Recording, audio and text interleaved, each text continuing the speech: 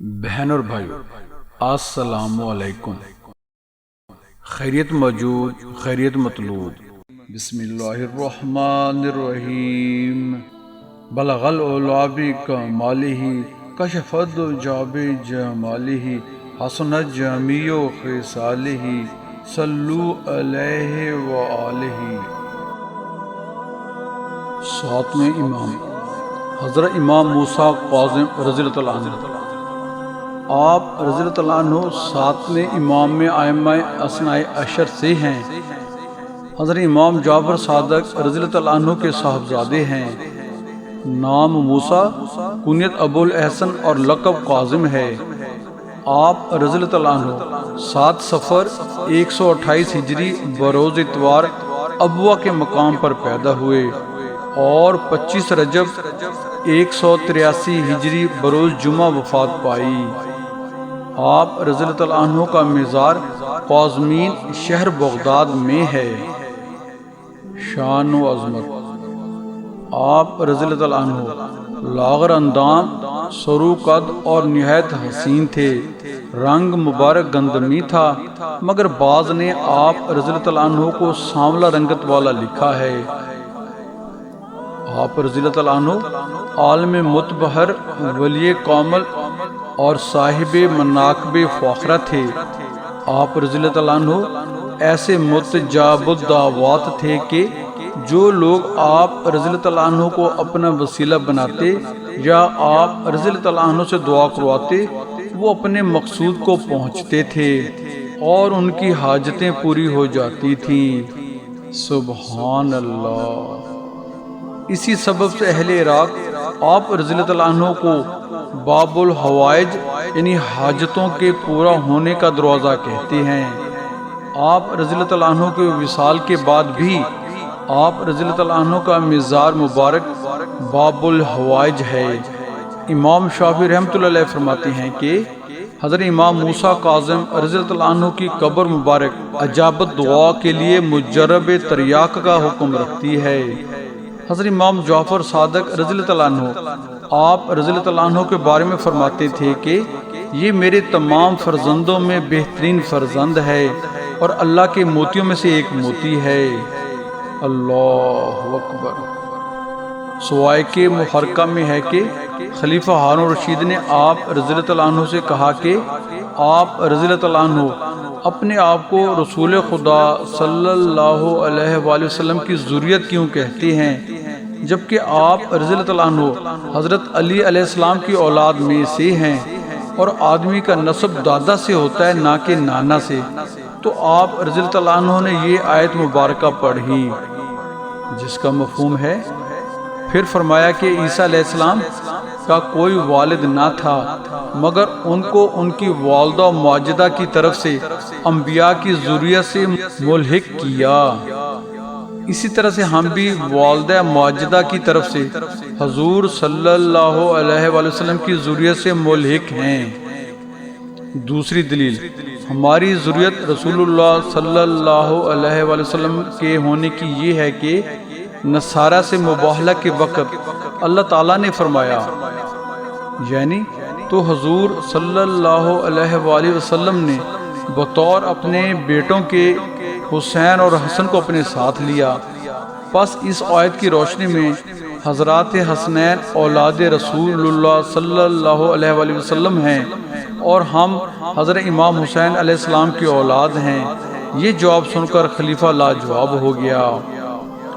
انوار العارفین میں ہے کہ ایک بار خلیفہ ہارون رشید نے اپنے لڑکوں سے کہا کہ حضرت امام موسیٰ کاظم رضی اللہ عنہ تمام لوگوں کے امام، خلق پر اللہ تعالیٰ کی حجت اور بندوں پر اللہ تعالیٰ کے نائب ہیں۔ باخدا وہ تمام مخلوق سے زیادہ رسول خدا صلی اللہ علیہ وآلہ وسلم کی جانشینی کے سزاوار ہیں اور تمام انبیاء علیہ السلام کے علوم کے وارث ہیں۔ پس اگر تم کو علم راسخ کی طلب ہو تو ان سے کرو۔ مامون رشید کا بیان ہے کہ اسی روز سے میرے دل میں حضرت امام موسیٰ کاظم رضی اللہ عنہ کی محبت جاگزیں ہو گئی۔ سبحان اللہ۔ عبادت و صفات۔ آپ رضی اللہ عنہ بڑے عابد و زاہد قائم اللیل اور صائم النہار تھے۔ کثرت عبادت اور شب بیداری کے سبب عبد صالح کہے جاتے تھے۔ حلم اور بردباری کا مرقع تھے۔ اسی بنا پر آپ رضی اللہ عنہ کا لقب کاظم ہوا، جس کے معنی ہے غصے پر قابو پانے والا۔ سبحان اللہ۔ جود و کرم کا یہ عالم تھا کہ فقراء مدینہ کو تلاش کر کے راتوں رات خاموشی سے امداد فرماتے اور لوگوں کو پتہ نہ چلتا کہ یہ مدد کہاں سے آئی۔ آپ رضی اللہ عنہ سائل کے سوال سے قبل اس کی حاجت بر لے آتے۔ آپ رضی اللہ عنہ اس قدر منکسر المزاج تھے کہ جو بھی سامنے آتا ہمیشہ سلام میں سبقت فرماتے۔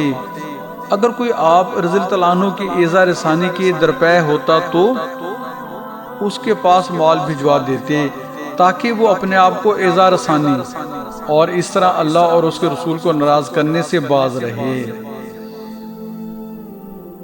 کشف و کرامات۔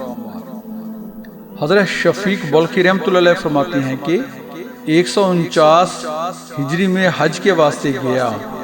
قادریہ میں اترا تو میں نے ایک خوبصورت بلند قامت نوجوان کو دیکھا جس نے صوف کا لبادہ پہنا ہوا تھا۔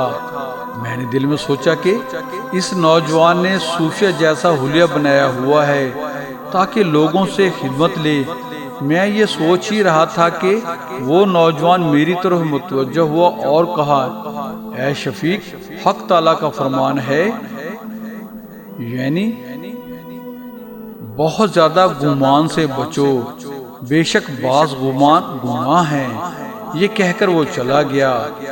میں دل میں بڑا حیران ہوا کہ وہ میرے دل کی بات سے آگاہ ہوا، میرا نام بھی لیا اور پھر اللہ کے فرمان سے مجھے میری غلطی کی طرف متوجہ کیا۔ یقیناً یہ اللہ کا نیک بندہ ہے۔ جیسے ہی مجھے ملا تو میں اپنی بدگمانی پر اس سے معافی مانگوں گا۔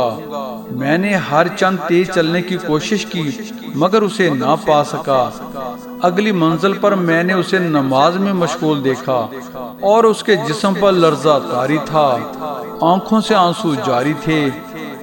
میں معافی مانگنے کے لیے اس کے نماز سے فارغ ہونے کا انتظار کر رہا تھا۔ نماز سے فارغ ہو کر اس نے آیت مبارکہ پڑھی،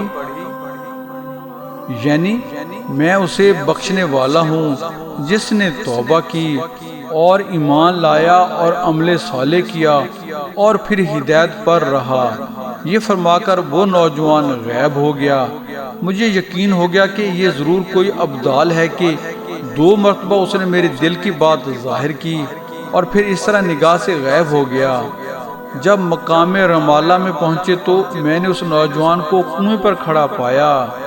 وہ پانی نکالنا چاہتا تھا لیکن ڈول اس کے ہاتھ سے چھوٹ کر کنویں میں جا گرا۔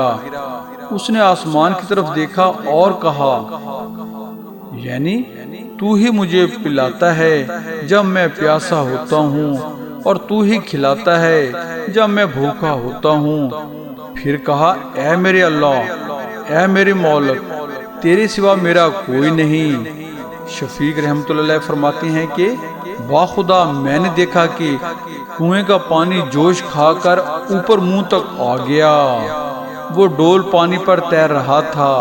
اس نے وہ ڈول نکالا، پانی سے بھرا، وضو کر کے نماز ادا کی، پھر ایک ریت کے ٹیلے کے نزدیک جا کر تھوڑی سی ریت اس ڈول میں ڈالی اور ہلا کر پینا شروع کر دیا۔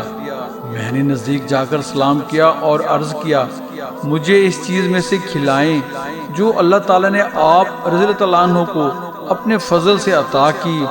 اس نوجوان نے کہا، اے شفیق، اگر تو چاہتا ہے کہ تجھے اللہ اپنی ظاہری اور باطنی نعمتوں سے نوازتا رہے تو ہمیشہ اس کے متعلق اچھا گمان رکھ۔ پھر اس نے وہ ڈول مجھے دیا۔ میں نے اس میں سے پیا تو وہ ستو تھا اور اس میں شکر گھلی ہوئی تھی۔ اللہ کی قسم، میں نے اپنی ساری زندگی میں ایسی لذیذ اور نفیس چیز نہ کھائی تھی۔ اس کی برکت سے کئی روز مجھے کھانے پینے کی حاجت نہ ہوئی۔ جب میں نے ڈول منہ سے ہٹایا تو اس نوجوان کو موجود نہ پایا۔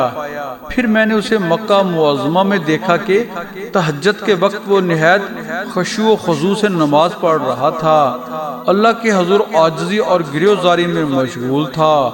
نماز فجر کے بعد لوگوں نے اسے گھیر لیا۔ میں نے ایک شخص سے پوچھا یہ نوجوان کون ہے؟ اس نے کہا یہ حضرت موسیٰ بن جعفر بن علی بن حسین بن علی بن ابی طالب ہیں رضوان اللہ تعالی علیہم اجمعین۔ اللہ اکبر۔ آپ رضی اللہ تعالیٰ عنہ اکثر یہ دعا پڑھا کرتے تھے، یعنی اے اللہ میں تجھ سے موت کے وقت راحت مانگتا ہوں اور حساب کے وقت بخشش کا سوالی ہوں۔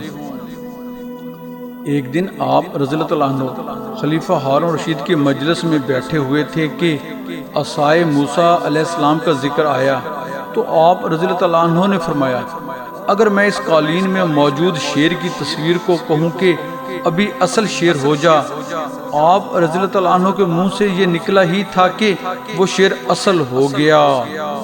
آپ رضی اللہ عنہ نے فرمایا ٹھہر، میں نے تجھے حکم نہیں دیا، تو دوبارہ وہ شیر قالین بن گیا۔ اللہ اکبر۔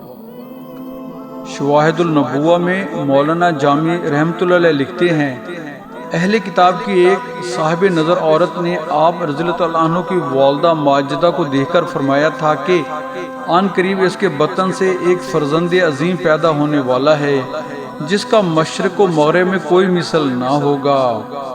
ایک بار خلیفہ ہارون رشید بیت اللہ آیا۔ اہل بیت کے بعض دشمنوں نے امام کے خلاف خلیفہ کے کان بھرے کہ اس کے پاس ہر جگہ سے تحائف آتے ہیں، بے شمار لوگ اس کے موتقد ہیں اور یہ اس قدر دولت مند ہو گیا ہے کہ اس نے 30,000 طلائی دینار کا اسباب خریدا ہے۔ خلیفہ ان کی باتوں میں آ گیا اور آپ رضی اللہ عنہ کو گرفتار کروا کر والی بصرہ و عیسیٰ بن جعفر کے پاس بھیج دیا۔ اس نے امام رضی اللہ عنہ کو 1 برس قید میں رکھا۔